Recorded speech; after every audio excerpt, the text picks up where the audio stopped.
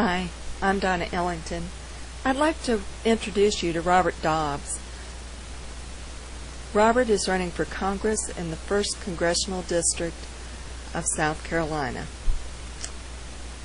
Whether you are a Democrat, Independent, or Republican, you have to be sick and tired of politics as usual that has taken over South Carolina and our nation. Robert is running for U.S. Congress and intends to make you his main focus, not the corporations, not the special interests. He will focus on creating jobs and taking care of the unemployed, strengthening the economy by putting America first, ending the wars in Afghanistan and Iraq, and creating a solution to immigration. He asks you to join his campaign and begin the fight for the 1st Congressional District for real change. Let's look at issues that are important to Robert. Robert will create decent paying jobs for South Carolina. He will get funding for Interstate 73 approved and get the project moving quickly. He would like to increase federal funding of infrastructure projects in the 1st Congressional District, including things such as light rail connecting Myrtle Beach, the coast, and Charleston. He will work on creating green energy jobs such as wind, tidal, wave, hydrogen, biodiesel, ethanol, and solar. He will help open the federal contracting system to small businesses.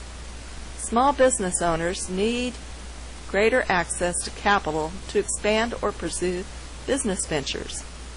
He will ensure that small business loan programs like the 7A loan and microloan program are safe from budget cuts. Robert has this to say about the economy. We need to keep jobs in America and not send them overseas. He is against most favored nation treatment of China and their admission to the World Trade Organization. He believes in fair trade, not free trade. He believes we should institute policy to curb illegal imports, open foreign markets, and make the federal and state governments buy American. He believes taxpayer dollars should not assist corporations that move jobs and their operations out of the United States. He thinks we need to provide tax breaks for the people who need them the most, middle class and working class families. He will help technical colleges to provide training opportunities in the skilled trades. He will work with the private sector to help provide job training and retraining. Robert's views on health care. As a member of Congress, he will fight for health care reform that responsibly fixes our broken system for us and for future generations. He supports health care reform that accomplishes these goals: provide access to affordable health insurance for every American, control health care costs for all Americans, prevents insurance companies from denying coverage to anyone based on pre-existing conditions, and bans caps on lifetime coverage. Will give small business and individuals access to the lowest rates available to federal employees and large corporations. He will allow anybody to keep their existing coverage. He is opposed to Medicare benefit cuts or any care benefit cuts. He is against increasing taxes on the middle class in any way.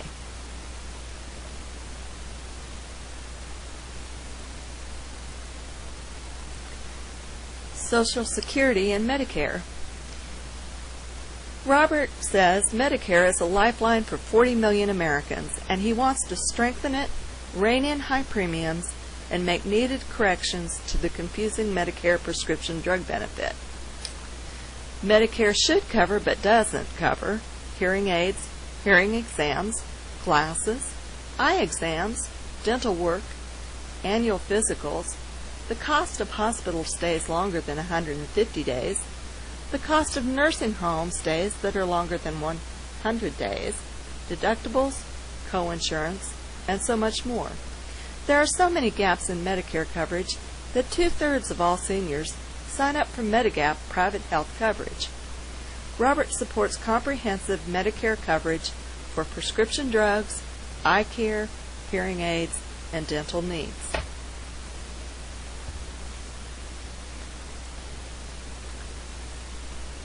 Education. Robert believes that every child deserves an A+ education. Schools should not be ranked from 1 to 50.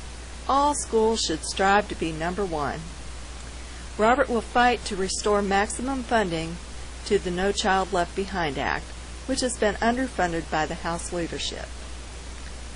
Our children's schools must be safe and well-equipped, and all too often our schools suffer from overcrowded and crumbling classrooms. This is why Robert supports incentives for the construction and renovation of public schools. In order to attract and retain more teachers, Robert supports the Teacher Recruitment and Retention Act. This bill expands the teacher loan forgiveness program under the federal loan program, so teachers can afford to stay in the classroom. He also supports pay incentives for teachers in the neediest of areas. Children need safe, drug-free environments to learn the skills for success, so Robert supports federal funding for services, libraries, and before and after school programs throughout the district. He also supports federal funding for electives, such as art, music, and drama. He supports increased funding for early childhood education programs, such as Birth to 3, Head Start, and Even Start.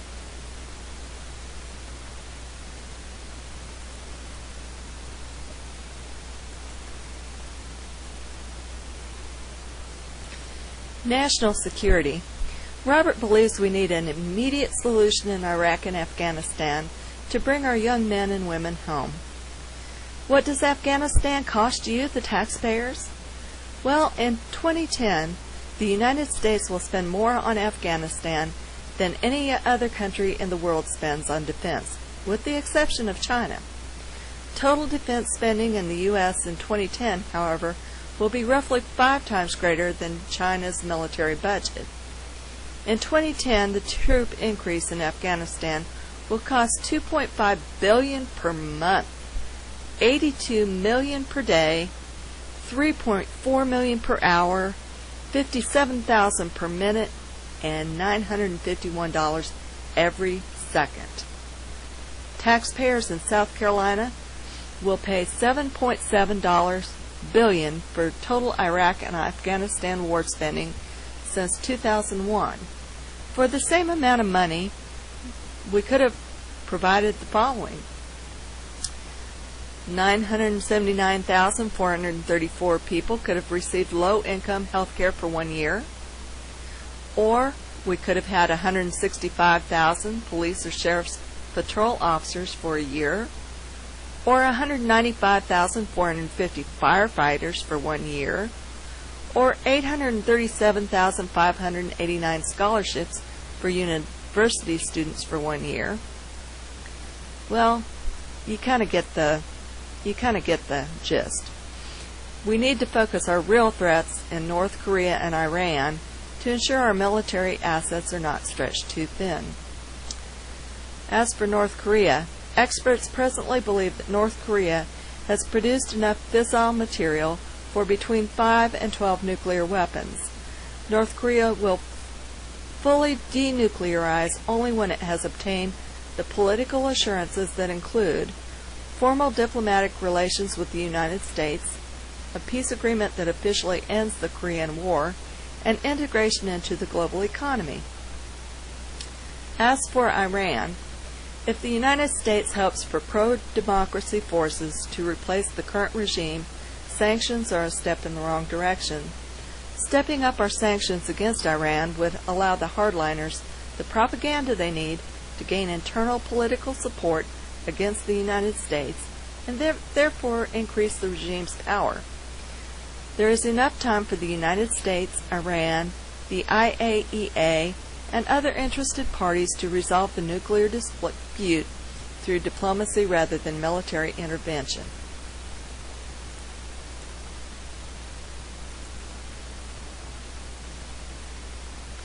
Energy. We need to shift America's car, light-duty truck, and heavy truck fleets from imported gas and diesel to domestic natural gas. This would create thousands of new jobs by building the capacity to generate up to 22% of our electricity from wind power in South Carolina. We need to provide incentives for homeowners and the owners of commercial buildings to upgrade their insulation and other energy-saving options. We need to increase the utilization of biomass facilities. We need to develop tidal wave and solar energy resources. We should promote higher efficiency standards. We should reward companies that create jobs and clean, renewable energy sources. We need to eliminate tax breaks for the oil companies and ensure that federal research on energy is conducted by independent agencies and not the oil industry. The environment. Robert supports the ban of offshore drilling off the coast of South Carolina. We don't need South Carolina's coast to become a victim from another BP. We should not increase the reactor numbers at South Carolina nuclear facilities, especially considering issues with the potential closure of Yucca Mountain. We cannot keep nuclear waste stored on-site at these facilities due to the potential of terrorism and exposure to the public. We need to create a renewable electricity standard of 15% by 2020. We need to encourage greater use of renewable resources. For the same reason that we've had fuel economy standards for cars, we need renewable electricity standards for utilities. Robert supports reducing greenhouse gas pollution and carbon emissions. He also supports the implementation of the use of biodegradable consumer packaging. He believes we need to get funding for the Superfund sites in South Carolina and have the cleanup processes begun.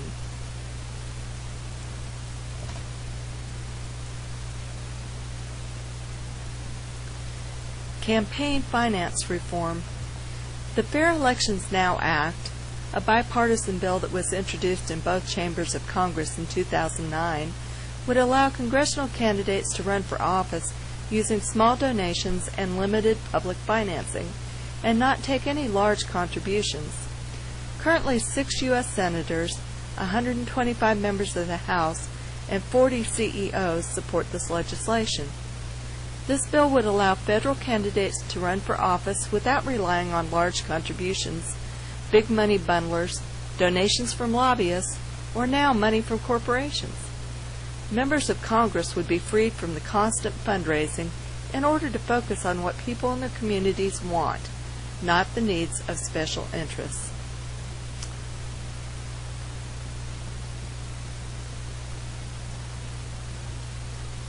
It is time to return the control of government back to the people, not the corporations and not the lobbyists.